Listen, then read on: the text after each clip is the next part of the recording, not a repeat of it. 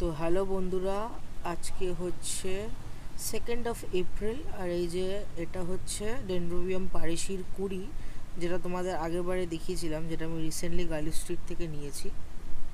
তো এখনও কুড়ি আছে, কিছুদিনের মধ্যেই ফুটে যাবে। তো আজকে 7 এপ্রিল, কুড়িগুলো ফুটবে ফুটবে করছে, আশা করি 1-2 দিনের মধ্যেই ফুটে যাবে।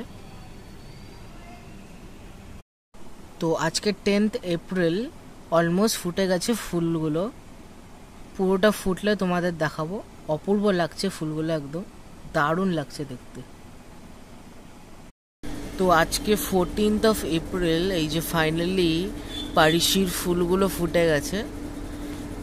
কি অপূর্ব লাগছে দেখতে, ভেতরটা পুরো একদম একটা ডার্ক পার্পল কালার, আর বাইরের পাপড়িগুলো হালকা একটা পার্পল কালার, মানে অপূর্ব ফুলগুলো।